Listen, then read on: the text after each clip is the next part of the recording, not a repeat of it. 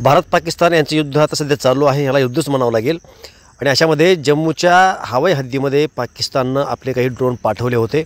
आपण स्क्रीनवरती पाहताय जम्मूमध्ये ब्लॅकआउट आहे आणि त्यातून हे जे ड्रोन आहेत ते क्लिअर कट दिसत होते आणि ह्या सर्व ड्रोनला भारतानं नष्ट केलेलं आहे। हे सर्व ड्रोन वरच्यावरी हवेमध्ये नष्ट करण्यात आलेले आहेत आणि भारतानं प्रत्येक वेळेस सिद्ध केलं की भारतासमोर पाकिस्तान टिकू शकत नाही।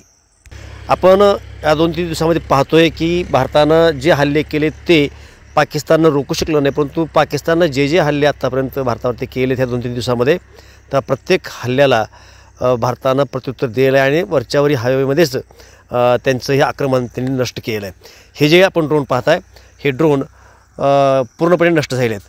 आता 2-3 गोष्टी यामधून क्लिअर होतात। एक तर भारत युद्धामध्ये पाकिस्तानला कधी ऐकणार नाही, संरक्षण सज्जता आपली त्यापेक्षा सरस आहे हे निष्पन्न होतं आहे आणि पाकिस्तान ज्या चीनच्या भरोशावरती लढाई करतोय त्याचं साहित्यसुद्धा किती निकृष्ट दर्जाचं आहे। आपण हे वारंवार या 2-3 दिवसांमध्ये पाहिलेलं आहे। म्हणजे पाकिस्तानचं जी काही संरक्षण प्रणाली आहे ती किती कुचकामी आहे हे निष्पन्न होतं आहे आणि त्याचबरोबरीनं चीनची जी काय संरक्षण प्रणाली आहे जी त्यांनी पाकिस्तानला दिली आहे तीसुद्धा किती कुचकामी आहे भारतासमोर हे सुद्धा निष्पन्न होतं आहे। भारताचे सैनिक अगदी गर्व वाटावा अशा पद्धतीचं हे काम करत आहेत। याचं सर्व श्रेय भारताचे पंतप्रधान नरेंद्र मोदी आणि भारत सरकार यांनाच द्यावं लागेल।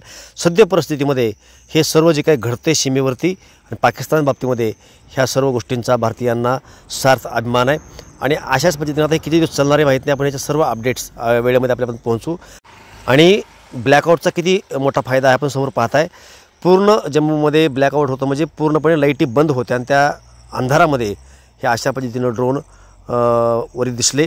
ज्या वेळेला आपापल्या भागामध्ये देशभरामध्ये ब्लॅकआउटची घोषणा होईल त्यावेळेला सर्वांनी आपल्या लाईटी बंद ठेवायचे आहेत आणि सरकारनं ज्या काही सूचना केल्या त्यांचं पालन आपल्याला करायचं आहे जेणेकरून संरक्षणाच्या बाबतीमध्ये कुठल्या प्रकारची हायगाई होणार नाही।